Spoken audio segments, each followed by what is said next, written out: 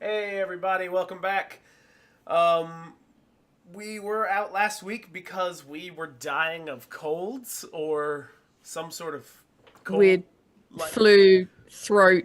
Basically, the episode was just too much for the world to handle, and it was like, I'm sorry, you guys, you both have to lose your voices. and I don't know about you, but I also got a 102-degree fever. So, I don't know what that is in English. I just felt very unwell, and I um, could barely talk. bad is what it is. It's bad Okay, in okay, English. terrible. Yes, very bad. All at the edge of possibly hurting yourself. Yeah. Okay. Yep, good, good, good. So Um, yeah, we apologize for that. Yeah, that was not a good week. But we're back, and we're No. gonna do episode 6 today of Lost in Space. But let me remind you who I am. I am, because I am on stream right now, Drew Tillman, and I am always joined by my co-host. I am Volunda. I am Volunda on and off screen. I am always Volunda. Well, it leads the question: who am I when I'm not on screen? Neurotic. Exactly, that is the correct answer. And yes, as I said, we're gonna do episode 6 of Lost in Space. The trash fire is still burning strong, Yep. and Okay, so I watched this last week in preparation for I thought maybe I could handle last week. Um I regretted yeah, so I had like a paragraph of notes before I'd even finished 2 seconds of the episode. And it started with the fact that the episode is called Eulogy. I actually checked the name this time because I was like, I'm interested. And then I saw the description that comes with it. So there's like a little Netflix description, and I have to say, I'm just gonna say I fucking called it. Like one of the descriptions is, I think John goes search for fuel. Mhm. I think I said episode 6, right? You did. You said episode 6, maybe 7, but I'm pretty sure you called 6 back in the day. So I just have a big note here that says called it, followed by what the fuck with the intro. Oh my god. They forgot it again this week. No, it's Did a full length intro. Did I? Okay, apparently I missed the full length intro. It was a full length. That's why I had to stop because I was like, oh, they're going straight into that short intro. Oh no, it's the long intro. And I was just like, why? I Why are they doing this?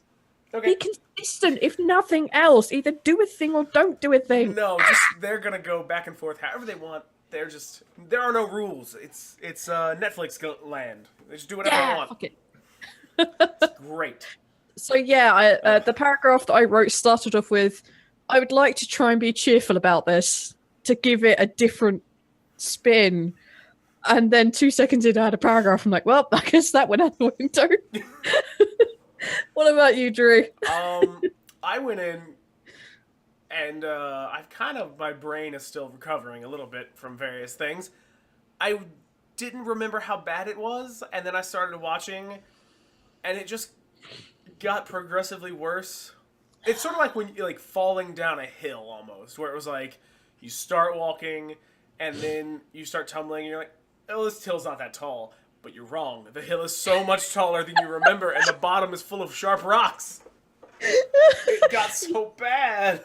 You see, I had a slightly different approach from this episode because I was trying to be cheerful, and I had a paragraph of notes, and I thought, okay, I have to stop this. I'll see if I can be cheerful.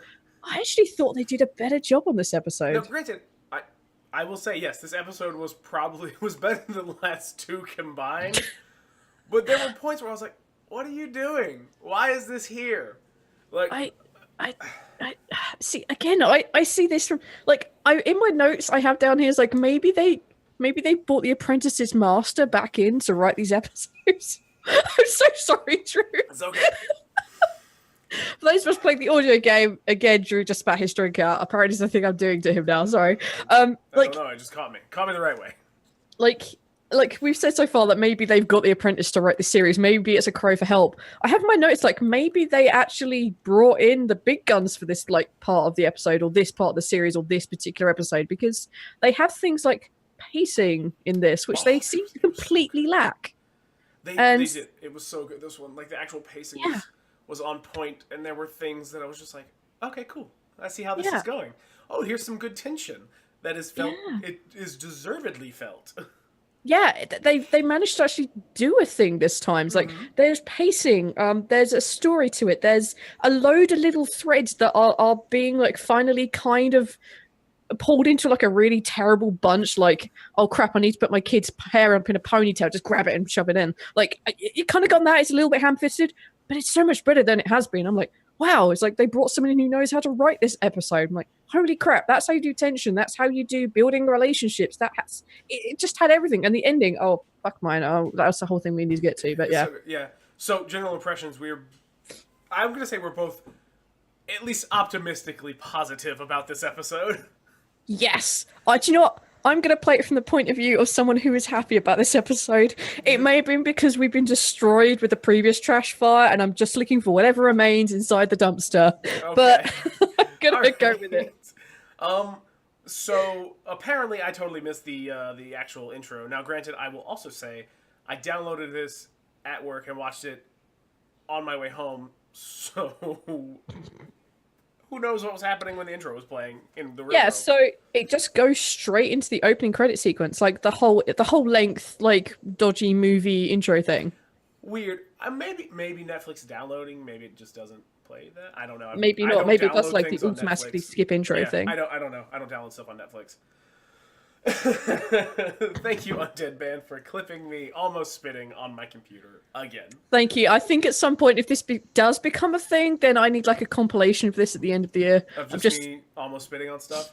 yeah, So yeah, they do the intro and it goes straight into what we knew it was going to go into, which is the mom talking to the dad. Although instead of doing it in the open in public, she's doing it in the middle of the night. And she's doing it, which I'm kind of glad he calls it out because she's done this every time where when she starts talking about something that's important, she just starts talking about like science and just making really bad analogies to science versus what's going on. So it starts with her being like, "Oh, there are paired binaries and all this stuff." She's talking about like paired star or binary star systems. yeah. And he's just like, "You're doing it again. What's wrong?" And then she's like, "Oh, I found a black hole." And it's like, why didn't you lead with that? Don't bury the lead on "I found a black hole that might murder us all." It's like she's still teaching him how to do a thing. I thought this was actually kind of a little bit clever because they do this in some other series. Like they have someone who's clearly supposed to know their stuff. There's someone who's supposed to be that far in their STEM field or whatever. But you couldn't get someone who is that far in their STEM field to actually just go out and do the whole technical explanation because the audience won't understand that. So you need the slight, like you need the audience to go, dude, what the hell are you talking about? And they wrote it really well in this because it felt really natural that it went from, I'm beginning to explain that this is actually, oh my God, I'm hand over my heart. I wrote down, my God, there's some fucking sci-fi in this show now. We finally got some. We found the sci-fi. I'm so happy. There's the sci-fi. Like Or she I guess we finally found the does sci it. in the sci-fi. Yeah, she finally brings it in. I'm like, yes, they have this woman who's clearly intelligent. She's finally explaining what the hell is going on. And then we have the audience point of view of I need it in plain dumbed down English, and that's exactly what we got out of this scene. And it was, I thought, wonderfully and naturally written. Again, this is me with full smiley face on there. No, it was a good scene, and it had the drama because as they're talking, Penny is sneaking around the ship, and I don't know why. It never addresses that. It never addresses like why she's up, and it doesn't really matter. But she hears them talking about Yeah. how eventually the black hole will cause the planet to become uninhabitable, and everyone and everything will die. And if they can't get off, that includes them. Yes, this is where we actually finally get the like, oh shit, there's the grandfather clock of all doomsday clocks. We actually now have a timer on this, and it's months, most likely weeks, Yeah, and which is like, oh, cool. so Penny heads back to bed, and they jump to the next day. Oh, actually, I do like this because the mom, while she's sitting there talking, she asks the dad, like, "What do I do about this?" Like she asks because this is such a big decision. She's like, "Well, I can't just make this choice. I can't just decide. Do I tell people or do I lie to them about this?" Yeah, because I think they are rightfully considering panic because Exactly. that's just what people would do. And they're, Not to mention, literally in this like in the timeline, maybe an hour ago, Spencer had turned into Deathbot 3000 and was about to blow someone's face off. Yeah, and It, again, that is something high John brings tension up. situation, yeah, because he brings it up and he's like, I'm gonna have to go out there in a few hours and try to explain what that was and deal with that. And so he's like, I can't tell you what to do about the death black hole. Like I got enough, okay? It's like that's stuff that's so beyond my field, and also if it happens, there's nothing you can do about it. Yeah. But he So does do yeah, the nice thing where he's like, whatever you decide to do, if you tell him or you don't tell him, I support you. This is up to you. yeah, it was nice to see them having that kind of bonding moment again. I guess they're working as a team, Yeah. even if they're not romantically a team. Does that make sense? Yeah, it That makes makes sense. sense. Yeah, yeah. Yeah. They're not romantically together, but they are one. They have finally actually together on the same team. Yes, yeah, which is cool. Yeah, and then I think also the thing to mention is that Spencer, I have a note on here. Someone needs to buy like Spencer a mood chart.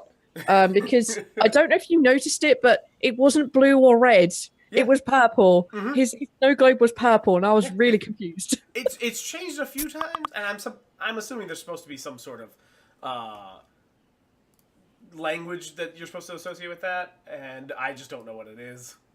I have no idea, but it was purple, and I was like, someone needs to buy an interpreter for that because my god, Mm-hmm. yeah, which is cool. And then right, so then I think we go into the next scene, which is supposed to be the next day, and all the colonists and John are having a big discussion about Spencer, and this scene is huge. There's lots of moving parts in this particular scene, but I want to discuss how it actually looks because there's one thing that really stood out to me in this is that they're inside the Jupiter, they're inside the Robinson's Jupiter, I believe, and Yeah, I all the think so. colonists there and everyone who survived should be there, I believe. And as the camera like pans around, everything is either black, grey, or like a kind of like dirt color, like pale mud or browns and or like yellows, except for three things, and they are bright red. Like the whole like mise en scène of this is literally just a very muted, like pallid, low colors, and then there are three bright red things. One is the leader guy, Victor. Victor. There is Angela, who is wearing red. And there is Dr. Smith, who is wearing red. But the interesting thing I liked about Dr. Smith's outfit is that she's wearing like this kind of like I want to say sarong, but that's not the thing. It's like a shawl that she also has wrapped around her waist. I Yeah, it's could a shawl not that's tell like you what over her it's supposed to shoulder and be. around her waist. I Yeah. don't really know what it is, but it's the same color as the colonists, which Mm-hmm. is what I found interesting because at me it just screamed, it's someone important being hidden terribly as a colonist. I thought Mm-hmm. it was so Oh, clever. it actually is very good. It's like they finally figured out how to do symbolism and Yes, just basic story writing at this it point. was awesome. I was like, this is cool because it draws attention to two very important characters who aren't the main character, which is John, and it calls attention to the fact that we have someone here who's clearly dangerous and pretending to be something they're not. I just loved it. I just thought it was really Oh, cool. it's a I great wanted to scene. do that. No, no, it's a good scene, and I do like the scene because everyone's talking about what to do with Spencer. They're like, Yeah, well, he is super dangerous, and 27 people, no, 26 people died landing. 126 people, wasn't it? No, it's 26, and I know it's 26. No, 27. It's 27 people. And I know it's 27 people because it comes up later in the episode. See, I thought it was 127, but 27 maybe you're people. right. But Actually, yeah, 27 makes more sense. Carry on. so they're talking about like, well, 27 people died because of this robot and Yeah. what he did, and blah blah blah blah blah. And then some people are like, yeah, but he didn't kill us last night. He defended us last night, and also he's a robot that apparently is really strong, and that would be probably very helpful to have around while being stranded on a hostile alien planet. And they kind of go back and forth about like, oh well, if a human did this, we would kill him, and but he's not a human, he's a robot, and blah blah blah blah blah. And then John's like, yeah, he's not a human, guys. Like, he's a robot, and he just kind of does robot stuff. Yeah, and he's possibly under control. Which And I have a comment, and this is not like I I want to say that this is not in like a necessarily like, oh man, fuck this show way. But I thought it was funny because they ask Angela to speak yeah, because she has been directly hurt by Spencer at some point, and she stands up and launches into this like it felt very prepared. Yeah. versus just like, hey Angela, what's your take on the possible death machine? And she's just like launches into this speech that's like, did someone write this for you? It just felt really like rehearsed. And at first I was like, where are you going with this? And then she got to it. I was like, oh, okay, now I see what they're doing here. They're trying to like play on the whole, like the emotions from this scene. Yeah. So, spoiler alert, her husband kicks it, I believe. Yeah, it was her husband. Yeah, husband is shot, disintegrated, burnt, set on fire, or something like that by, we believe, Spencer. Yeah. Or his kin. I don't really know what's going on there. Sure. So yeah, this thing happens and she explains it, and yeah, I don't know if it was poor delivery or whether she's supposed to be like still in a lot of pain, which I assume she still is. I don't know, but yeah, it just didn't feel right. It very much felt like a I've been asked to speak. Let me stand up with my cue cards. Excuse me 1 minute. It Yes. did feel a little bit incy. It felt a little weird. Yeah. But you know, it's okay. It got the point of the scene across, which is he's Yes. dangerous, and Angela is the person you're clearly supposed to feel sorry. It's weird because at times this show will be very very well written and subtle, and then at times it's like Angela is the sympathetic person in this case. It just smacks you in the head with it like a hammer, and it's like, no, I get it. Angela got shot by a robot monster, and her husband died. You don't have to throw it in my face. I understand human emotions. Yep. Yep. Well, well, maybe we don't. I mostly understand human emotions. Well, we're close. Yeah, and then we don't actually see the end of this conversation because No. I believe Victor says, "Oh, we have to reach a consensus," and Angela has left the room by this point, and she's shortly followed by Dr. Smith, and then they have this whole little conversation in the The jump garage jet or area, whatever, yeah. the garage. Thank you, garage. In the garage That's area. what it is. Yeah, they have this conversation in the garage area, which I think follows along the lines of, "You're super sad. Maybe you should tell me all of your secrets." And she's like, "Nah, I'm alright, bro." I think that's the extent of that conversation. Yeah, yeah. That's pretty much what it is. And then the next day after that, you go outside and you start seeing everyone cleaning up from the night before, Yeah. which is pretty cool. It's a good scene. And VJ, the dude who's in charge who wasn't voted for, his son is like moving some stuff around, and Penny comes up and it's like, "Hey, I'm gonna go swim in the waterfall." And then he's like, "Yeah, but the water might murder you." And of course, she knows it doesn't fucking matter because they're probably going to be destroyed by a black hole because she didn't stay for the end of the conversation. I think she did just went, not. "Oh, fuck," as Yeah, you she would. just left. And yeah, she basically just persuades him to go with. And they kind of And vanish for a good like 30 minutes, like a yeah, they proper do. pacing moment of we'll come back to them because we don't need to see them for a little bit. Yeah, and it's a nice way to get them out of the action, out of what's going on too, which is pretty cool. Yeah. And then I believe, oh my god, the hell, Will, my god, Will and the robot come out, and the parents are like, "Nope, get back Go inside." back where nobody can see you, Will. Yep, And back inside with the your murder robot. machine. And this is where I want to point out something very subtle that I missed the first. I actually had to watch it again because I'll admit I watched it from the point of view of I was taking a nap, but I did watch it again. So I watched it again and I didn't notice the first time, but I did this time around. There's actually a very subtle nod between the exobiologist and the, oh my god, what the hell is her name? Marine. Maureen. Yeah, There's a Marine. subtle moment between them of approval of sending the kid away with the robot. Yep. And that's important for something a bit later on. Yeah. So that I thought was very cool. They handled very well. Oh, no, So good. boy and robot get sent back inside. Parents go with, and they explain to Will that the robot is allowed to be in the colony, has to stay with Will. Everything has to be monitored. Cannot go too far. Everything has to be reported back to his father. Everything has to be told to someone. And the boy's like, "Woohoo!" and goes running off after the robot. And the parents share a look of like, doesn't quite understand yet, does he? And to be fair, I didn't understand either. Yeah, and then the dad's like, "Hold on now," because Yeah.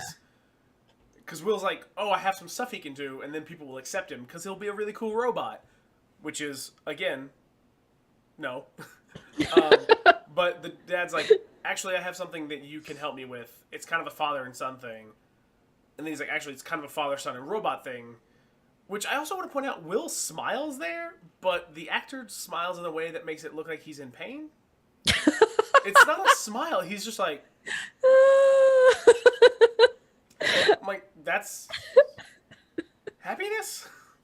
I didn't get that at all. I completely bypassed the kid smiling. It doesn't look like he's smiling. It looks like he just like pulls his lips against his teeth, like a grimace. Yeah, but it doesn't make any sense because he's supposed to be happy, because his dad wants him and his robot to come help him.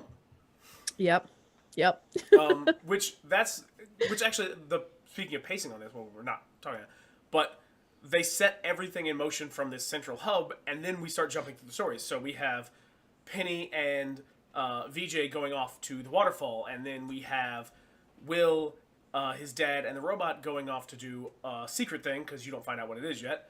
And then we have Dawn, who approaches Victor and is like, hey, we need fuel. I know where there probably is some fuel if you pay me some money.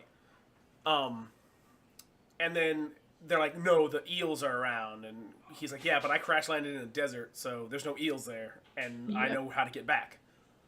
So that's where they go. So those are our 3 plot lines for this episode are Penny and VJ, John, Will, and the robot, and Dawn, Judy, and a bunch of extras that I have no idea who they are, what their names are. Also, there is one where they stay at the hub, which is... there is... I want to say Maureen, but it's not, is it? The wife. Maureen is the mom and wife. It is? Okay, alright. Cool, I'm not an idiot. Well, I am, but... Oh, and there's technically a 4th one they kind of jump to for a little bit, which is Dr. Smith, or a 5th one, which is Dr. Smith and Angela. Yes, so they have like a... Yeah, we'll keep everything in the hub, but yeah, they do an amazing job of following 5 stories in this. Yep. There's so much happening. It's unreal. Let's follow one story. Sorry. And then we get them all back to the ultimate finale, which was fucking rad in my opinion. I apologize to everyone who had to hear me cough like that. Yeah. Right now. Yeah, he won't get it in edit. He'll leave it. It'll be fine. Yeah, then the podcast people get to hear it too. Aren't you excited? Oh yeah, you guys get to hear it too. All right, so let's go with Penny, because I don't think she affects much of the story. Not really. I mean, her whole plan is she wants to take this cute boy out into the woods and make out with him. Yeah, have a meet cute moment, yeah. Yeah, which, by the way, great plan. If you're going to die, go have a meet cute and make out with somebody. Yeah, she has the whole, like, amazing plan of, like, she'll jump in the water, pretend to drown, and then he'll save her. I'm like, that is such a teenage... Wait, she is a teenage girl, that's perfect. I love the fact they get there and the water's gone, and then she's like, oh, it's ruined. He's like, no, Tom, we can just go do something else. And she's like, no, I had it planned. And she, like, just, like, launched into this, oh, I was going to fall in, and you were going to save me, and then we were going to laugh, and you were going to kiss me. Like, and then she just, like, angrily storms off, which I just love the fact she just explains her plan, and it's just like, fuck it, I'm done. Oh, fuck it. It's beautifully written. It really is like a proper teenage moment. It's actually it's very well handled. It didn't make me go like, oh, it didn't make me cringe.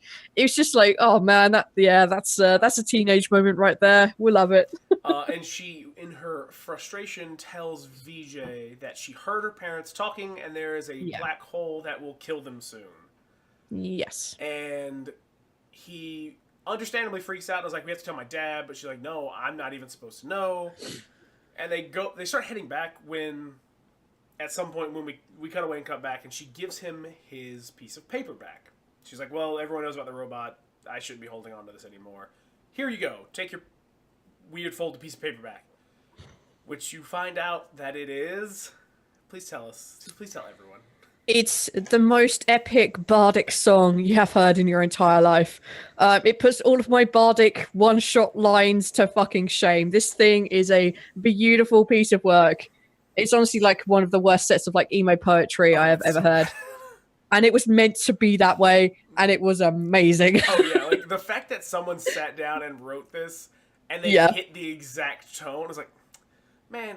This is the kind of thing that people do on accident most times. You had to do it on purpose. it was amazing. It's one of those like those emo poetry things you write as a kid, and especially because I think he's supposed to be writing it when you think they're gonna crash and die. Yeah, they're heading through It the was atmosphere when he's writing it. beautiful. It was terrible and beautifully Mhm, written mhm. because it was terrible and it was meant to be. I'm like, wow. I was just like, that was one of the things that made me think they'd hide the big guns because that was just It was so good, and but it was amazing. and that's the end of their story. Like that's the end of that Don't plot they line. kiss at the end of it? They do because he like starts arguing about something, and she just like kisses him. She's Um, like, yeah, yeah, and that's pretty much the end of their story, except for when they come back to the hub, and Penny walks in, and her mom is like, "Hey, he seems nice," and then she yeah. smiles and wanders off. Yeah. Um, So there's parental approval, which yeah, is nice. It could be just like, well, you're gonna die soon, so why not? exactly. I say So we you have to do. worry about pregnancy. Fuck it. Um, I say we avoid Will and the dad for now because Will's storyline I think has a That ties everything in. yeah. So who we got next? Let Don and Judy, Don and right? Judy, which I love the opening scene for this because Judy is packing up a bunch of medical supplies, and her Yeah. mom comes down the ladder, and she's like, "What are you doing?" She's like, "Oh, I'm getting supplies in case we have Oh to stay yeah. the night."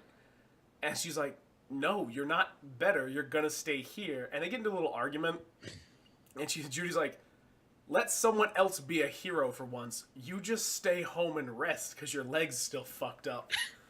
I think she's like, we need someone who's not limited by their physical capabilities. I'm like, that's so harsh. It's It's so so harsh. true. It Like you is. have to like in that survival situation, you have to be brutally honest Mhm. about those things. And I was so happy that we got to see Judy step up. I'm like, no, Like no, no, don't do this. just This is dumb. just stay here. We have a bunch of people going. We really don't need you.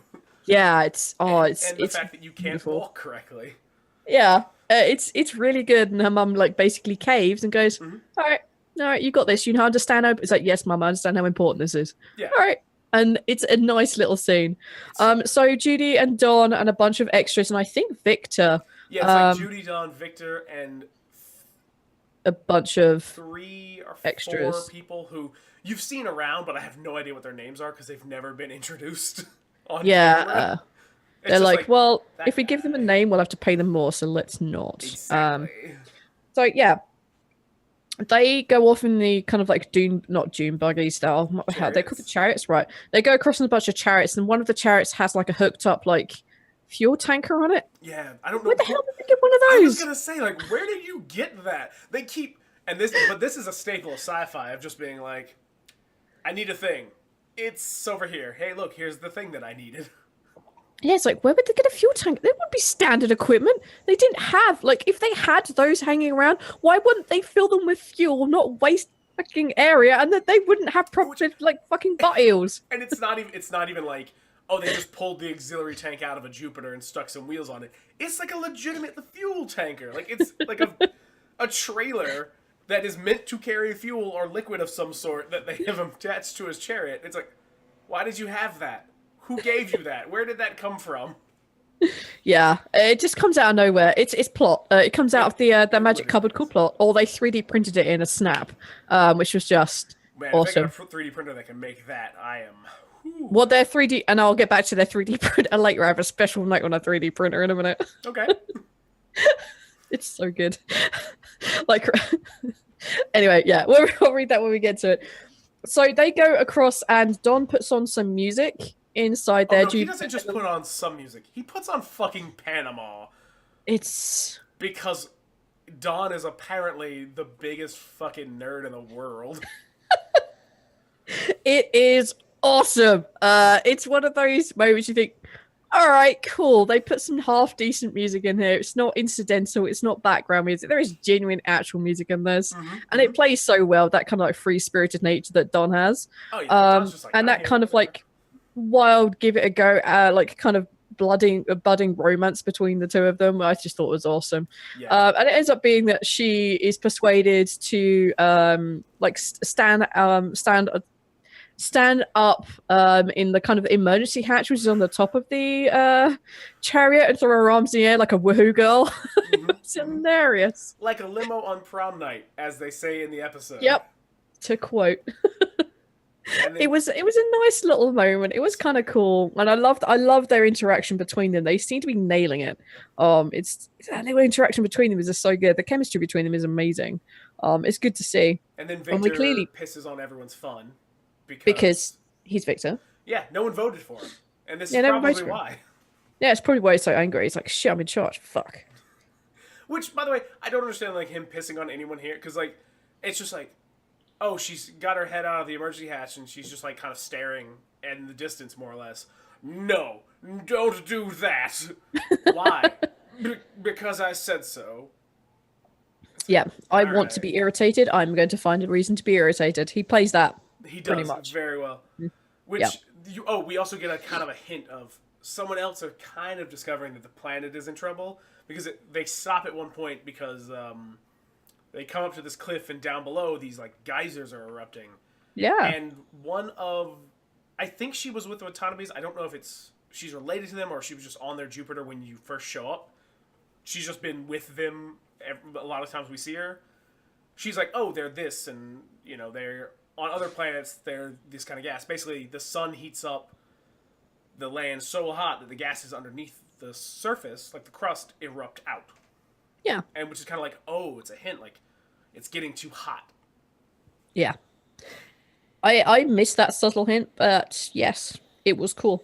It was a I neat like the scene. fact they further built like the geology of this world too. Mm-hmm. I just thought it was really cool. Nice little kind of like side thing. I missed a lot of these subtle nuances. You're so much better at it than I am. Like, oh yeah, the world's fucked. Yeah, that thing. Which is fair. It's gonna Um, be real bad real soon. Don't worry. you're gonna be screwed. It won't be subtle in a minute. No, they'll sledgehammer it in because need to. Mm-hmm. So they continue going across, and they come to the area where Don remembers the ship having crashed, the one that he and Dr. Smith arrived on. And they get there, and it's just black ash, black soot, black something. And they're like, oh crap, you led us here for no reason. We find out that Don is getting paid, and Judy gets pissed at him. It's like, you're not being a decent human being. You're being paid for it, you son of a bitch. They have a And little then fight which about the ethics of being paid to save people, which I thought was really yes, good. because he also turns and says doctors get paid for saving people's lives. And she comes back with the argument that immediately says, "I have no actual argument," which is that's different. Yes, that's right. It's interesting because she doesn't actually get paid to do this. I mean, well, in this case, she doesn't because Hmm. they don't have any money. No, In there's this there's no case, there's no currency. money. There's no currency for what she does in this world, her role. Although it is nice to see that apparently in the future, near future, where we colonize another planet, that social health care is not a thing still, and it's all about doctors getting paid on a capitalist trend. Uh, I'm I feel very happy sorry for for you that. guys. I'm so sorry for you guys. Free healthcare should just be. Um, You would think that if you're colonizing another planet, it's just like, yeah, let's just make sure people have health care. yeah, it just makes people like we've gone to this expense to get them there. Let's keep them alive. It's a good Apparently, no. start. Ah, fuck it. You need to pay the doctor. Whatever. Pay them in trade of cigarettes. I don't really care. I don't really care what you do, just pay them. Yeah, so they have this little spat, and like all the good feelings that have been garnered between the two of them seem to disappear out the window. And they have a little spat, and something gets thrown or something gets kicked, No, and they he realize kicks the ground like a cartoon character. that's it. You're like a child. It was hilarious. Which I was like, I saw that and I was like, okay, I get that you just needed to show like, hey, the Jupiter's here. It's buried under this sand. But who kicks the ground like that? Like, it's ridiculous. And also, yes, Undead Band, move all the people, let them die, and guess what? You don't have any more problem. Yeah, no more problem. Our No more Centauri people. problem brewing would be absolutely non-existent anymore.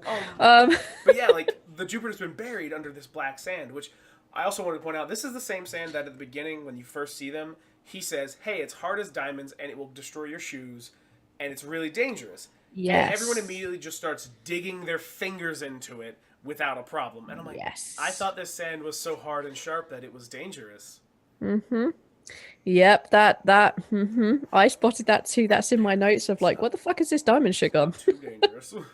um, But yeah, so Either they're way, yeah, they dig our entranceway into the Jupiter. yep. Um, And they and hook up the they hook fuel up lines. the pump or whatever the hell it is, and they start pumping the gas out. And then, honestly, I don't know if I nodded off twice. I don't know if I completely missed it, but for some reason, the Jupiter is then suddenly in trouble. I don't Oh, know why I missed I it. can tell you why here. Because as they start pumping it out, Don comes up and he's like, "Hey, so we're gonna be in danger." And Victor's like, no, we won't. We'll only take a minute." And he's like, "Okay, let me explain to you how gravity works for a second. The Jupiter's hanging half off of a cliff. All the fuel is on the side of the cliff that is, or the side of the Jupiter that is on the cliff. And as you take fuel out of it, the load shifts, and eventually it's just gonna tip over, and you're gonna lose. It's gonna take the fuel with it because you're connected to it. It's just gonna shift the weight, and the whole thing's gonna get dragged down."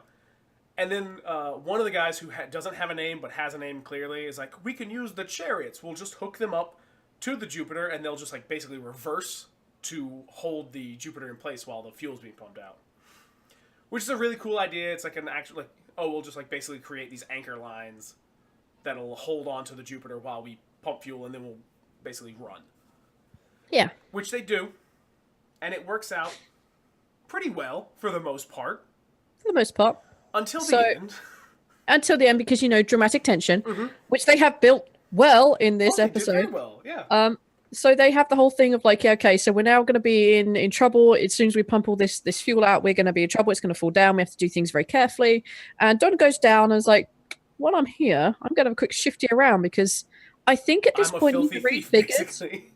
yeah, something. He's already figured that something not right with Dr. Smith, and this is supposed to be her Jupiter. Yeah, when they got on Yeah, it, she claimed it was hers. yeah, it's supposed to be her. So he decides to go have a look right before they finish doing the fueling rather than at the beginning of when they do it. Goes to check out the personal Quarters or whatever. quarters. Yeah. Yeah, thank you. Personal quarters. And they managed to get in there and break in there because the door is partly open or something, some such jazz. And they managed to break their way in. And they get in there and Don starts looking through all the stuff. And at this point, the fuel is basically done. They've unhooked it, and they are like, okay, we're going to have to let this go because the chariots aren't coping with this anymore. It's getting too much, and Don is still down there, and Don pushings out all the other people, and they start running back, and he's like, oh, I've discovered something. And rather than just saying it, he just doesn't. I've just discovered something, and it comes to being like, they have a choice. They basically have a choice between letting the Jupiter fall with him in it, or having the Jupiter and the chariots, and I believe Which whatever it is that they're pulling. I do want to comment on that. Like, the only one who notices that Dawn isn't out is Judy. Everyone else is just like, everyone's here and safe. So, like, the guy starts a countdown. He's like, okay, we have to, like, release the anchors, and we have to do it at the same time. Otherwise, it'll just pull the other chariot over and we'll all die anyway. Mm. So one of them releases it, and Judy hangs on. And then they have that moment of, he's still in there, you need to get out, he's still in there, release the thing. She's like, I'm not releasing it because he's still in there. And basically Don makes the decision to uncouple her her anchor point onto it. There's like the whole snapping back thing, and we see the Jupiter fall off the cliff, and everyone's like, oh no, everyone runs over, and Judy's like totally sad, like, oh my god, I killed him. And then we just see him put his hand up and climb over. And they're like, how the hell did you survive that? And possibly my favorite line, because I'm a badass princess. I love that one because Judy immediately lampshades him and goes, "You're a badass princess." And he's like, "No, there's a comma. I'm badass, comma, and everyone's just laughing and ignoring him, and they wander off as he tries to defend himself. It's so good. I love that bit so much because originally I heard the comma in it too, and then everyone started laughing. I'm like, oh wait, no, yeah, that's kind of funny. And I felt so bad for him because I've had that moment of saying something and people are like, "What?" And like, there's a comma in there. I can't say the comma. Yep. It was just a nice little funny moment, and that kind of like annoyance that she previously had at him has kind of petered out because of that. So a little bit later, once they've finished hooking all the stuff back up, at that point, I believe he tells her that there is something not right. Yeah, he has a. The only thing he managed to get off of the Jupiter because it shifted and the things he was looking at went over the edge is a single ID card that says Yes. Dr. Z Smith and has a picture of the guy from when Dr. Smith took her coat in the first time you see Yes. her in the Yeah. series. And he's like, I had pictures of him with his family. I had a certificate with his name on it. I had all this stuff, and it went over the edge. But that woman's not who she says she is. Yes. Yeah. And it's like, ooh, We've yay. discovered a thing about Dr. Smith. Everyone knows Dr. Smith is not Dr. Smith now. Well, everyone in Yeah. this small group. Did he Oh, tell everyone, or was it just he Judy? just told Judy, and also he told her in the storyline. He told her after she called her mom at the end to just be like, "Hey, we're staying the night, but we got all the fuel. We'll be back in the morning. Everything went okay." And then it cut back to him telling her, like off to the side, basically like, "Hey, she's not who she says she is. Something is wrong." Yeah. There's a lot of secrets in this that like don't need to be secrets, kind of thing. That's I was like, my other half has an interesting idea on like these things. Like, if people just told each other the truth, there wouldn't be so many stories. It'd be like, here's a thing, there's no drama. You don't have to get shot, nobody's killed, there's no misunderstandings, there's no bullshit. That's It very just true. happened. And sometimes it can't be avoided. Sometimes it's like, well, you can't know this thing, and sometimes in certain movies, and I know one right off the top of my head, it's just idiot plot of just like if the two characters had just like 2 seconds of actual dialogue, Yeah. nothing would happen. They Yeah. would just be like, that makes sense. Yeah. Okay. As we said, because plot, not good enough. Not always good enough. Yeah. But I think they handled it okay. I think him telling only her in this Yeah. situation is probably an okay, because again, they don't want to do panic right now because they don't. can't deal with it. And also, I think it makes a lot of sense for Don to just tell Judy, because they had that kind of exchange in the last episode where they talk and she's like, "Oh, we found her," and she said Yeah. this, and he's like, "Okay," so they kind of have this like already like understanding of some secrets. So it would take a lot more explaining and a lot of exposition in the show to be like, "Well, you see, I found her and she was in the Jupiter and blah blah blah,", blah, like Yeah. just to be able to tell Victor, like, she's not who she says she is.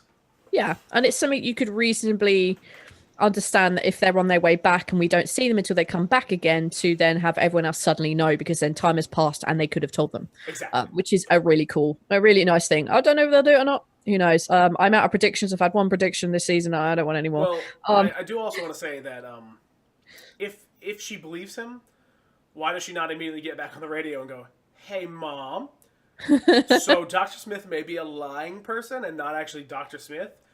Keep an eye on her." Yeah. Yeah. Like, it's one of those things where the plot is, we have communications. Plot says we shouldn't talk to each other. We don't have communications. Yeah. Convenient plot. Or as it's a conveniently deaf. Deaf when I want to be. It's, we pretend that communication exists when we want it to and when we're not to. So yeah. Exactly. I think that's basically their story, Yeah, right? Because the last we hear is her speaking. The last we hear is them exchanging this about Dr. Smith, right? Yep, that's the end of that particular plot thread. Yeah. And I say we do I the just hub. Huh? You want Hub. to do the hub, or you want to do Will and his dad first? No, let's do the hub, because the hub is fairly short. All right. Yeah. So we have two stories here in the hub. We have one's very short but very cool. The other one's a little bit longer, a bit more depressing. So let's do the really short one, which is Maureen and the exobiologist. Oh, that's such a good one. Yeah, so they end up having this kind of, and I thought they did it really well in this, actually. They have a very good mentor-mentee relationship in this, where she's clearly going to him for advice and understanding and like just any clue on what to do. And she apologizes for not having told him about the robot, because that's clearly life, and it was something I believe she actually said very beginning that she should tell him. And I think the husband was like, "No, don't do that. That's dumb right now." So that was like a really nice moment. He doesn't really berate her for it. He's just like, "Come on, you should have." And she's like, "Yeah, you're right."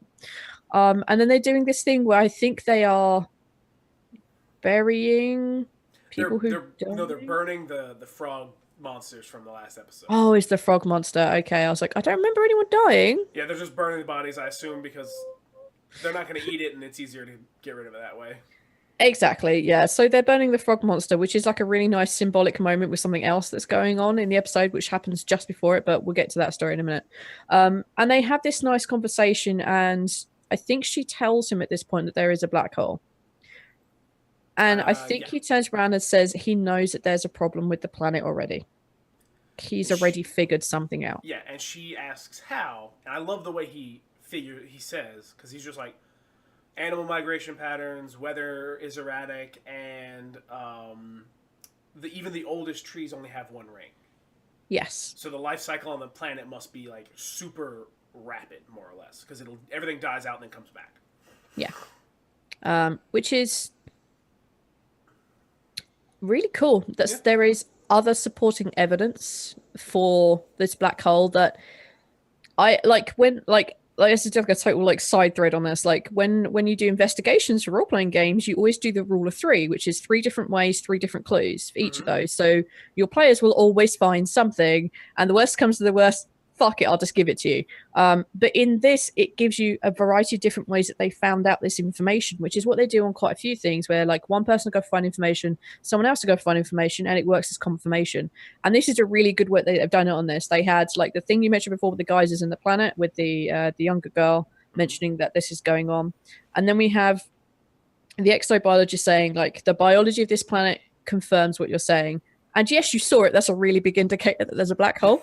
But if you hadn't got up there would have been a second way for them to find that information. Yeah. And I thought that was a really nice like confirmation of what's going on. It's like she's not the only one who knows. And then he says something interesting, which is like, just because you know something doesn't mean you should say it. Was it something along those lines? Something along those lines, because information doesn't exist in a vacuum. There's context and how people react and stuff like that. So just because the information of, hey, there's a black hole up there and eventually the planet will get scorched by the sun that's up there, people are going to freak out about that and not really hear the information of, we have some time to figure things out, though. Yes. Like, the information will just cause a panic rather than have people react the way they should. And also, I'm looking at this thing, an undead ban. Would you have eaten the frog monster? Would you have eaten something that may have killed you? Yeah. I won. They've got plenty of food, though. Yes, but it's all MREs, right? It is, but, like, let me tell you, we don't know what that frog monster tastes like, and it could have tasted like butt. It could have tasted like chicken. It could have tasted like a burning trash fire, which is what I would imagine. To be fair, we would then know whether everything genuinely universally tastes like chicken. That is true. They can't tell unless they... But, of course, it could be completely poisonous, which is something they should consider. Yeah, we don't know what the biology of these things are. Yeah, they could be totally poisonous. But I would have given it a go. Why not? All right, yeah. Tell me it's not poisonous and then I'll try it, yes. For sure. Listen, I just don't want to eat something on an alien planet and then die of, like, I don't know, alien dysentery. Oh, man, that'd be the worst. It would be awful. I would like to avoid that, please. What's up, not another Nathan? Oh, man. But, yeah, there's that neat little moment of, he already figured it out, and he's like, yeah, you probably shouldn't have told, you shouldn't tell everyone because it's just going to cause a big problem. So, yes. And that's kind of like the whole, like, scene of just like, yeah, I understand why you didn't do it. You probably should have told me about the robot, though, because I study alien biology, like... This is his thing. It's kind of what I do. Yeah, probably could have been used up to this point, let's be honest. Considering that's the whole thing, the other story at the hub is... Oh, God. So depressing. But I do want to start with where the actual story itself starts, which is... Yeah. Angela goes out into the woods to be alone, I would assume. It doesn't really explain what she's doing out there. And she's kind of walking around, and she sees something on a leaf or on a tree that doesn't belong there, and she goes over and grabs it, and it's a like piece of green ribbon or something tied to a string, which she follows and finds a bag that has the gun in it. Yes. This gun Angela has a ruddy gun. She's gotten the gun. She has the gun. It's become like an RPG element of just like this thing has changed hands, and it's like, and of course because writing of Chekhov's gun and all, it's like it's gonna get used. It keeps changing hands. We keep seeing it. It's like, all right, when are one of you gonna shoot this fucking thing? But Well, she let's gets find out whether it shoots lasers or not. we just I wanted to know. I had to know. But she tucks it into her waistband, and then she goes and talks to. I mean, not like the same time, but she goes and talks to Doctor Smith after that Yeah. because And they have an interesting conversation. Um, so basically, Dr. Smith gets Angela to open up about what she saw on the ship oh my god, with that was the a fucked intent. up scene, by the way. Yeah, that's fucked up. Basically, Andrew's just like Angela is lying on the bed, and Dr. Smith is getting her to recount these ideas by getting her to access her sense memories, which, if you have any pretty fucking powerful stuff, you don't want to exercise unless you really have to, especially if they're not good ones. Mm-hmm. And she gets her to go through all of this to learn what Spencer does, um, so that Dr. Smith can learn what it is that Spencer is capable of doing. Um, and it's cold. It's awesome because Angela goes through this, and fucking props to this last playing Angela. Amazing job. Mm-hmm. She hits all the right notes. She hits all the right emotions. It's amazing. It's this woman telling the tale of how she lost her husband and the things that she went through and the feelings that she felt, and it was incredible. And then Dr. Smith, the cold-hearted bitch that she is, just ends this therapeutic session that she's apparently giving. And Angela ends it with, like, that didn't help. Well, you can't leave me like this. And Dr. Smith is like, laters, bitch, and walks out. It's awesome and cold and so depressing. Oh Like, right. my heart really went out to Angela in that moment. I was like, oh man. Um, and there and it was that was like, oh my god, that fucked me up a little bit. I was like, that's the meanest thing that I could think of somebody to do. It's Like heavy. in this Yeah. sort of situation, like that's so fucking cruel. Just being like, yeah, tell me, like, go back and really think about all the things that were terrible and tell me about it. And now I'm gonna leave. Bye. Yeah. While you're in the middle of like re-experiencing this like awful crisis, Yeah. it's just oh, It's Yeah, it was really heavy. I mean, the actress nailed it, and then Dr. Smith walking out the way she did was just like, holy Hannah, that's cold. That's cold on a whole level yeah. level. Which Um, another note about this is she's in a lot of scenes. Doctor Smith's in several scenes in this episode, and it cuts to her frequently, and you could tell in this one she's like looking for these you. She's looking for opportune moments. She's looking for opportune moments to push Spencer and be like, "See, all the other people are terrible, and you can only count on me," or push other people to like do things. Like you can see her in the background a lot, frequently listening to other people and waiting yes, for a moment to step in and just be like, "Hey," and like say a word at the right moment to cause a problem. And yeah, it's really well done. Like she's actually like playing. They showcase her part as a manipulator a lot better in this episode than they previously have. I think it's because she has the opportunity I in think this, to so. be honest, because she's only ever had the family before, and they're so close knit despite all of their issues. Like opening up to her is not normal to them. But everyone else here is either alone or they're broken or they're fragile. And to be fair, even Maureen goes to speak to her at one point about keeping secrets because she thinks she's a trained therapist and Oh has my to. god, she has the. I do want to talk about that scene because Go for it. Dr. Smith has the biggest tell on her face because she's like, "How do you do it? How do you keep all those secrets inside your head?" And her face, like, she's like smiling pleasantly because generally Dr. Smith has kind of a like semi-pleasant smile on her face. Yeah. And when she says that, her face just goes like stone cold. I'm like, that is the biggest tell on a human that I've ever seen. Like, Yes. this woman is lying about something immediately. Yeah, this Um, woman has a secret. You've hit a nerve. yeah, but It's the subtle wink to camera, like, she's clearly like feeling terrible. mhm. Wink. It is that big like to audience. Generally they're good at not doing that in this show, which I like. But this one moment they totally do the nod to audience. The fact that, I mean, people can play emotions without completely freezing their face. Exactly. Those subtle moments, but they it was overdone slightly on this, and it may have been because they really wanted to get that point across that she thought she'd been sprung. But I don't think they need to. I think we know her by now. Yeah, I think we got it. But then they immediately kind of ruin that moment because Dr. Smith says, like, once she figures out she's not talking about her personal secret and she's talking about Hmm. her as a therapist, she's like, oh, you just put everything into an airtight box in your head and you leave it there and it never comes out. And she goes, is there something you'd like me to help put in your box? And I was like, you just went with that as the sentence you decided to write. Weird, yep, uncomfortable sexual innuendo. yep. I giggled like a 12-year-old schoolgirl. I It was was, like, but props to her, she delivered it so deadpan. But I was like, nobody yep. thought that maybe that's a line that they should fix. Yeah. It was such a serious moment. And she's like, you want to put something in your box? And I was like, oh my god, if they start playing weird loose jazz here, I'm done. This was not the show I signed up for. Netflix, what are you doing?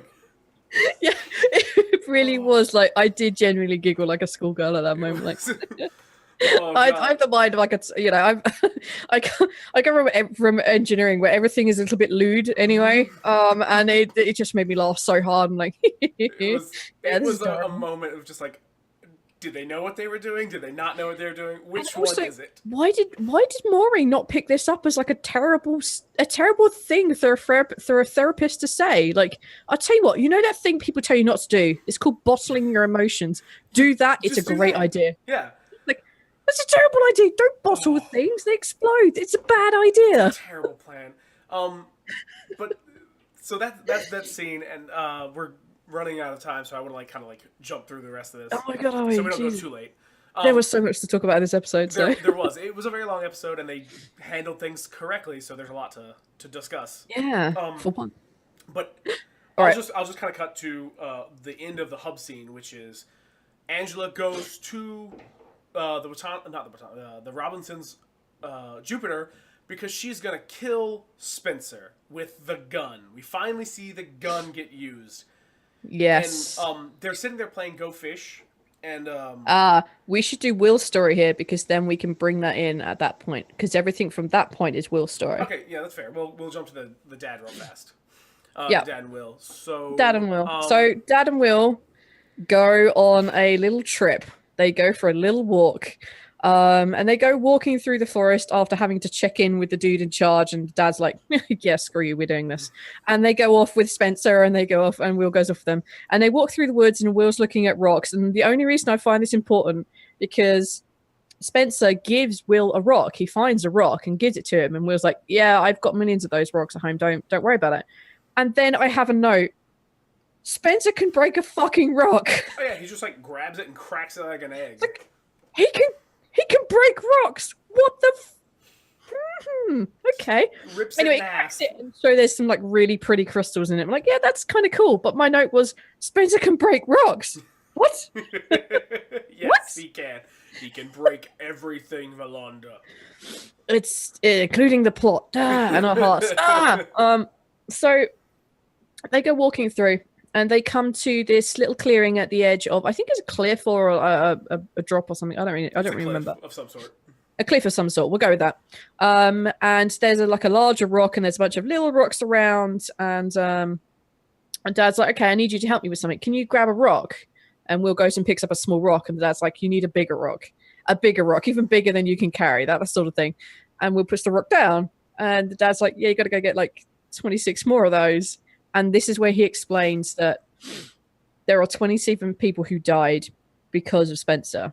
And they need to do something to commemorate that. And it can't be the robot who does it because Will is responsible and in charge of the robot. It's a learning bonding moment for the kid. Mm-hmm. And props to him, the kid does the thing. And between them, they lay down these 27 rocks, each of them commemorating someone who has died. As a result of Spencer's actions. Yes, it was 27. I think about 127 rocks that size would kill the boy. Oh my god, he would disappear. So they basically build this cairn, whatever. Yeah, thank you. They build this thing, and between them they do this, and Will's supposed to learn and grow from it. So the robot just stands there because the dad says it has to be Will, which is him passing responsibility. And then they hike back through the woods, and then they play Go Fish. Mm-hmm. There we go. We're back to where we belong. I do like that moment, though, because I just want to say, the dad is literally just yeah, the robot can't do this because no matter what happens, all this weight is on you. And it's that moment of the dad being like, I had to do this when I was in the military. I had to shoulder responsibility of the people that I watched out for. You have to shoulder the responsibility of everything this robot does. Yes. So you have to carry these rocks. Yes. And it's a really nice it's symbolism in plot and it's beautiful symbolism for the kid. Yeah. It is awesome. I love this scene. I love all the scenes related to Will's story because it's not done massively in this episode because there's so much going on. All the little plots going on here are very small and very short because obviously 5 plots, Yeah. 50-ish, maybe 100 minutes, I don't know, a while. So they do this thing and it's really beautifully done. They go back and they're playing Go Fish. And as they're playing Go Fish, there is Dr. Smith in the background Mm-hmm. who is just doing the background things, looking out the window, and she sees Angela approaching. And the dad's like, hey, you want me to deal you in to go fish? And she says no. And then Will's like, I'll go see if mom wants to play. So she runs off. Nope, Dr. Smith suggests he goes get is it her. her? Okay. Yeah. Well, he runs off to go ask her, and I don't remember why, but he leaves the robot behind. Do you remember? He's playing Go Fish. Okay, so They're trying to teach Spencer how to play Go Fish. Which I don't know how because he can't even ask. He can't ask for anything. Yeah, but maybe they're trying to develop some sort of community. I mean, like taps are fairly easy. I guess they could be doing that. But Will runs outside to go ask his mom if he wants to play, if she wants to play, and Angela comes in with a gun. Yeah. Angela comes in with a ruddy gun. And because I can't not do it, Annie's got a gun, everyone. Yes. But there is a comment about Spencer's face at this point about the kind of weird lights going on. It's like, I don't know what happens. I don't know. Did he get a smiley face? Did he get an emoticon? I don't. His patterns change slightly, and the color turns more white or purple. Yeah. Because usually it's like blue, and it looks a lot like one of those like plasma discs or whatever. Yeah. But when she's like, oh, it looks like he's smiling, it kind of does this little like figure eight motion. Like the lights are swirling in this like kind of figure eighty pattern, and it turns like just straight. Was the figure eighty pattern a thing that he drew in the mud? No, he drew like 2 circles like a snowman, and then put 5 dots around it. Oh, okay, yeah, that's good. I was just trying to remember what the hell's going on. Yeah, he has this weird. I don't know. I didn't see it very well. Maybe because it doesn't look like much is different. I mean, it's a series of lights that are in one spot. They kind of look like stars, and in another emotion, they kind of look like swirling stars in a slightly different swirling pattern. Like it doesn't change much. Subtleties and nuances are clearly beyond me. It doesn't. You don't see Spencer enough to really be like. Yeah, but clearly they've noticed it. Anyway, Angela comes in. She has the gun. She's pointing at Spencer. The dad steps in front of his daughter because I think it's Penny. Yeah, it must be Penny that's playing. It's like, Penny, you need to get the hell out of this room. And he tells the robot to go outside, which I love. Yeah, that was a big moment for him. Like, all right, got to protect the robot. He tells them both. He tells the robot and Penny to leave, and he's like, Angela, we can talk about this. And then we cut outside to leave, yeah, we cut outside and we hear lots and lots of firing going off. And this is where we learn that the 3D printer can in fact print ballistic material. It can make bullets. It can print a casing, gunpowder, and a bullet, and just jam it into the case. No problem. Prints it just inside the case. No, yeah, exactly. No big deal, everybody. What? It is. We've learned this 3D printer man MVP of the entire show. Yeah, I'm beginning to think it's not printer. I'm beginning to think it's not a 3D printer. It's actually some sort of atom rearranger. Yep. It's a. Oh my god, it's a replicator. It's gotta be something because the stuff they expect it to do is ridiculous. It's just too funny. Yeah, so Will's outside. He's like, "Mom, do you want to play?" And she's like, "No, I have stuff to do." And then she's like, "Actually, yeah, I'll play." So then you hear the gunshots, and he starts to run, and everything goes like slow motion ish. It wasn't quite slow motion. Yeah, kind of. Yeah. I assume it can print food. They haven't printed food yet, but I assume it could. I did. I thought they said they could print food. No, I had talked about how 3D printers. Joking? No. Or was that was me talking about how there are articles talking about 3D printers would print food in long space travels because it all weighs the same, but it would be easier to make 3 big tanks that you just kind of like print.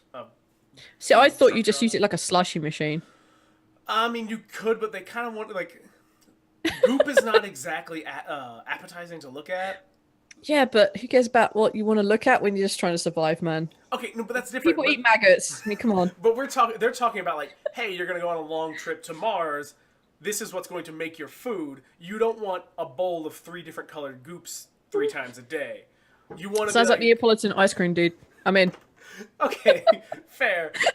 But it's like, what if you could like have it print an approximation of a burger? It at least looks like a burger. A Neapolitan burger. I guess I could take that.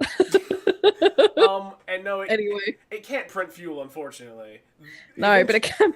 Well, it clearly can. If it can print, like, Yeah, I mean, it can. 'Cause ballistic if it can material. if it can print ballistics and make bullets and that fire out of a gun, it can make fuel. Maybe not Yeah. the fuel they want, but it can make fuel. um, Anyway, but Will so runs inside, and which I loved. I did love this because it was a moment of we need the robot to change, but we don't want to do the transformation sequence again because unknown reasons. Emergency lights start flashing, so it's going red, Yeah. black because all the lights going off, and red to black. that was super weird. Like, was why would that weird. suddenly do that? It, And Will- it wouldn't. No, it There's wouldn't. just no reason except Will dramatic runs in. tension. Yeah, that's all it can be because nothing else is happening. Literally, nothing else is happening in the scene for like the power to go out or anything. Nothing. No, nothing at all. But Will runs in and she's shooting. Angela's shooting the gun at Spencer, and he's just like kind of standing there getting shot. And it runs out of ammo, and she looks at it, and the lights turn off, and like his face goes red because he's evil Spencer now. The lights go off, so it's black, and when they come back up, evil Spencer has turned into Deathbot 3000, and he's got his forearms and his big legs, and he starts approaching Angela, and the dad, being a hero, because he's always got to be a hero, steps in the way, and he's like, "Robot, no, slow motion, or I think it's real time. But he Because gets I think smacked he's out of the way like a trying. fucking idiot." Yeah, I think he's trying to. I think he's giving Spencer the benefit of the doubt of like, I can see my son do this. He's come on him. Maybe I can get him to do this too. I can giving him the chance to not be evil Spencer, to not rip this woman apart. Yeah. And Spencer just backhands him across the room. I think it's probably to get him out of the way rather than to actually hurt him. I don't think he's going to hurt him because I mean Spencer No. would, if Spencer wanted to murder him, he would murder him. I think It it was would be more just dead. like, get out of my way, and I'm also a giant robot that can move a 50-ton boulder. You're a very frail human. You're not going to exactly Yeah. handle that very well. But then No. Will yells no, and Spencer turns and looks at him, and then he turns back into Regular Spencer. regular Spencer, Yeah. which is cool. But then like the next scene is the dad's lying on a bed, and he's got, which I do love the fact that he gets backhanded by a robot that is very strong. Next scene, he's got a little cut on his head. That's it. They're like, you got a real lucky, man. You're super lucky. You coulda had, Spencer like, clearly pulled his punches. It's just like he's got a little cut right here. Just Yep. beep. Which they have a couple of band-aids on. There's like, he's fine. He's got a hard head. It's gonna be okay. Yeah, I'll be okay. But, You know, the other old one. Judy will check him when she gets back. Judy will do. Yeah, Judy will fix it when she comes home. It's fine. Get a sponge, walk it off. It'll be okay. But then Will takes Spencer and goes back to the cairn, and he's crying, and he's like, "Oh, you're my best friend," and Doesn't he put another rock on the care? he does, but not until afterwards, because he Was it afterwards? it was afterwards. He hugs Spencer and he's like, "Walk," and points to the cliff, and Spencer takes a step, looks down. No, doesn't he say like step forward? I don't says- think he says walk. Oh, he doesn't say walk. He I- says step forward, but they're Yeah, like he says basically steps right on the forward. cliff He edge. takes. Yeah, he takes like Spencer then takes one step forward, basically realizes looking down that he's going to fall if he takes any more steps forward. Looks back at Will, and steps then off. he makes the decision to walk off the cliff before Will says anything, and that's why I found this scene so fucking good. It was very good. It's good on so many levels. Like clearly, Spencer has a mind of his own. He's not just following Will's orders autonomously. It's not. He's choosing to do this. It's not like he has to. Yep. I say he. It's Spencer, isn't it? It's And then Spencer. we've named him Spencer. It's clearly he now. Like, Spencer. and then Spencer just walks off the cliff, knowing that he's done something. That Will has to make this decision, and it's just taking the choice for him. It's like, you don't need to make this choice. You are, for whatever reason, you little squishy, fleshy bag thing that's hugging me and calling me your best friend. I think I better just walk off this cliff now, don't you think? But I also love the fact that Spencer doesn't just like break apart. He breaks apart like a Lego. Yeah. Like one leg comes off exactly at the hip, and then like he hits another rock, and then like his other leg comes off exactly at the hip, and then the shoulder, like one arm comes off, and the other arm comes off, and the head pops off. He ends up in like 5 pieces or 6 pieces, but literally he comes apart like a Lego person, where it's just like hips, shoulders, and neck, and like that's where he breaks. Nothing else has happened to him. There's clear reason for that for when they put him back together on episode. Well, I just End of episode 9. I just assume that, considering when you meet Spencer the first time, he's in 2 pieces. He just puts himself back together. I just assume he walks off the cliff, breaks into 6 pieces, and then just goes, "Well, that was a pain. All right, time to go find another person." Yeah, but he doesn't have any arms and legs to reattach to any of that stuff anymore. To be fair, but remember the leg robot. Oh, the legs were going around independently, weren't they? Yeah, and they were like reaching up tentacles at it, like, "Hey, come here." It depends. It depends whether his snow globe got smashed. I guess I don't know. It's true. Maybe that's where all of his life is. I don't know. We'll definitely find out in the next episode.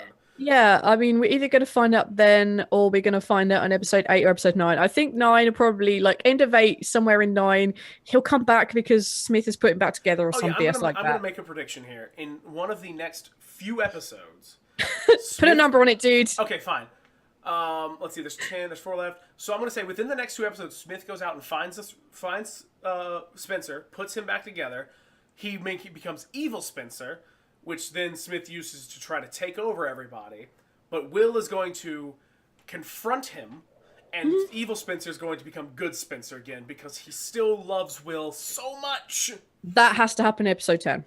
Oh, that last part will happen in episode 10, but Dr. Smith will put him back together within next 2 episodes. That's my guess. That's a bold prediction, man. All right. I feel it in my bones. Okay. All right. Wow. We had my shitty prediction. Let's go with yours and see what happens. Let's see what happens. But then Will puts another rock on the cairn, and that's basically the end of it. Like that's the wrap. Yeah. There's some little wrap up stuff, but we're gonna call it there, and we're just gonna start doing our outro stuff. I have to say, however, Spencer's bouncing head. Well, it was really sad. I was really upset, and I was like, "Oh no!" But watching Spencer's head bounce was the funniest thing. Watching Spencer go off that cliff was very entertaining in a strange way because it was clearly it was clearly the suit a person should have been in that there was no person in, that they kind of just it'll hold together a little bit, everyone, because it kind of just falls weirdly and hits stuff and moves in this very odd way. Yeah, it was kind of fun. I mean, don't get me wrong, it was sad and emotional to watch Spencer decide to do this thing and just walk off the cliff. Mm-hmm. But at the same time, I just couldn't help but laugh for seeing his head bounce on the rocks. It was just so good.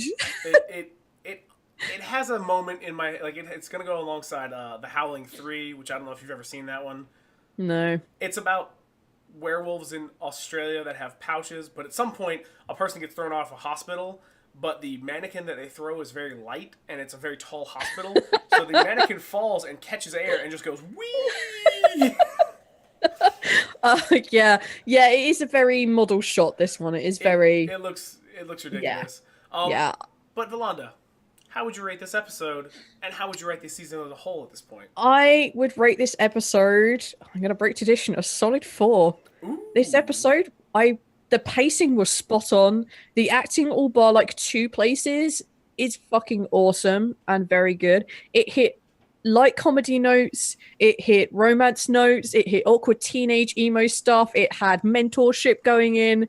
It explained there was sci-fi. I was so happy. It had robots throwing themselves off of cliffs. This episode for me had it all. I literally put in here as the biggest notes I rated is holy shit, they brought in the master to the apprentice for this episode, and it was so well done. I thought it was good. It's I called this AKA trash fire in our in our Twitch thing, but that was a more poke. It has been, and this has been awesome. However, I'm still gonna keep my rating for this zero down at 2.5 because this is one episode. This is one episode that is very good. It could just be that it was one very good writer on here. It could be that this is just the high point for the series. I'm going to keep it down there because the other episodes so far, including the first 2, which we were trying to be positive, yeah, it's just going to be good. Weren't amazing, So this is like the first episode out of 10 that I think is genuinely a really good example of a very good sci-fi show. Mm-hmm. No, So yeah, I'm keeping it there. makes What about sense. you, Drew? I will rate this a 4 as well because you're right. This is probably the best episode we've seen so far, where they Absolutely, have hands all down. of these different plots. Because and it's a big cast, which is great because I don't want to Mm, just watch this one family forever. And there's this big cast, and they're all doing stuff, and it does a very good job of showing just enough screen time of each one to wrap up this little story and bring it all back together in the end. yeah. I mean, there are movies that don't do this well, and this hour-long episode did it very well. Yes. And it made me care for the characters more than I have in 6 episodes. Yeah. Which, oh my god, thank you. Somebody make me give a shit about any of these people. I will say I'll give the season just for this episode. I will be nice and bump it to a 3.5 as a whole. It's, I mean, it stayed pretty much standard middle of the road 3 the whole time. I'm gonna bump it a little bit to a 3.5, just because this episode kind of saved a little bit. If I were binging this and I made it past episodes 4 and 5 and I got back to this, I'd be like, okay, I'm back on board. You got me again. Yeah. I genuinely like because I'm not here next week, I am genuinely looking forward to watching the next 2 episodes. I'm also dreading watching the next 2 episodes in case this is a fluke episode. Oh, it might be so bad. I'm hoping this is the start of an uptrend on the second half of the series. Like, hey, we're all settled in now. Our teething problems are out of the way. It I'm better hoping go up. second half. There's 4 episodes left. The action had better start picking up again, because even this one suffered a little bit from. There was a lot going on, Yeah. story like plot wise, but even then there was also a lot of like very like dead downtime. Yes. And like, I fucking pick it up. Let me get something here. I'm okay with it not being an action. No, it doesn't I have to be need an that action. sci-fi in it, but it needs But something in it The sometime. last 3 episodes have kind of been like one extended, just like vacation. Oh god, yeah. And Trash it's like fire. nothing's Straight. happened really. There's been a lot of like, there's been some interpersonal development, but that has only really happened in the last half of the last episode and this episode. Yeah. 4 yeah. was literally just like, fuck it, let's take a day off. it was bad. Undead's comment of episode 7 shall be, we need more fuel again. Honestly, probably they'll probably somehow fuck it up and they'll need more fuel. Yeah, And then probably. someone will Like, be like, we'll build a giant balloon. we'll just float our way into space. It'll be fine. It'll be fine. That's how balloons work. Yeah, totally. Yep. Um, Yep. Sure. So 3.5. That's what I'm gonna say. Good call. Yeah, I would still wouldn't recommend this to anybody if they're looking for a serious show. But At this point I'd be like, I'm not going to recommend it yet. yeah, Let me finish the series and then I'll tell you whether you should grind your way through low level XP to get to the higher levels. there are some rough spots in it. Oh, but don't get me wrong. Yeah, there's some rough spots. But thank you for joining us again for this wonderful episode. I'm actually really glad I got to see this episode. Like, I got to be part of this one because this is like a major uptick, and I'm really happy I got to be there and not sit quietly in my room and be unable to talk. Yeah, it would have been terrible. I watched the episode and I really want to talk to you about it because this episode is actually okay. This episode is not bad. I like it. I was like, you were sick. I'm like, oh no. And then I was like, yeah, my throat's getting worse. I can't do this either. I liked it. I'm glad I got to be here for this and really enjoy talking about this because who doesn't love talking about fucking like TV shows and shit with their friends? Which is the whole point of this. I'm so excited to hear you and Bucky next week. I'm very sad I can't be here, but we're gonna probably have some sort of weird gimmick for that one, I think. I uh-oh. told him he should just not watch it and then I'll explain what happens and he can just try to follow along or ask questions. I don't know if he wants to do that one or not, but I thought it'd be funny. It'll be interesting to listen to, I guess. I just thought it'd be funny to have Bucky be like, "What are you talking? Who the fuck is that?" Who the fuck is who Spencer? Just don't tell him any of our No, he in doesn't jokes. get to know any of that. Don't He tell just- him what Spencer is. Don't tell him what Korma is. Just continue as if you're talking to me and I understand. Exactly. He'll figure it out, I'm sure. He can just sit there. That's Oh all you need. man. We explain enough that you could decide if you want to watch it undead. You can be like, do I want to watch that based on listening to these two fucking people talk about it? At the end, we will give you a recommendation. I think, yeah, at the end of each series, you say whether we recommend actually watching the I entire think we series. should definitely do that. Yeah, I agree. Let's see. There are you doing? Do you have any things Twitch wise plugging for the weekend? I don't know, and the answer is probably not. Well, Other than TLD, no, I don't think so. okay. Not sure. Well, I don't have anything. You'll find me on Moonlighter on next Thursday. You'll find me playing Moonlighter. I took off this Thursday, yesterday because I was recording special bonus content for Taking Initiative. And no, Yay. Polish Ogre, we will not watch the 1960s Lost in Space. Oh wait, what? There are two Lost in Space films we have to watch? No. The 1960s is the TV show, the original TV show. Oh, the OG. Let's put it on the back burner. I mean, if we can find it, I'll watch a couple episodes. We'll put it on the back burner. We have a very long list. We do actually have a really good shows list that we want to watch because I now can't watch many things on Netflix because they're on our to watch list. I do look at things and I'm like, I want to. Well, I can't watch that. All right. Yeah, it's already on our to watch list. Yeah. So yeah, you'll see me again next Thursday. There's some other stuff that we have planned for Twitch stuff in the very near future. I'm trying to get more stuff rolling on that. As always, you can find me. You know what? You want to go first? Go. You go first usually on the Okay, outros. fine. You can find me on Twitter at blood_BTP. You can also find me as the Dungeon Mistress on the Lucky Die podcast, which comes out every Monday. Ta-da. What about you, Drew? Who the hell are you? I was stepping on your toes because you always do the outro first. And I was like, wait, no, this is weird. Yeah? It's weird, damn it. I am Drew Tillman. I will stop being Drew Tillman in a minute, but you can find me every 2 weeks on Taking Initiative. I'm actually back coming Monday, everybody. I am back. So Yay. if you missed my weird voice and terrible jokes, I'll be back in the episode.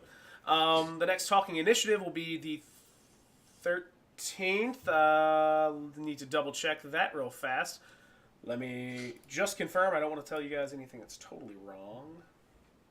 Blah, blah, blah. Yes, 7/13 is the next Talking Initiative since everybody was sick last week with apparently some sort of weird space plague.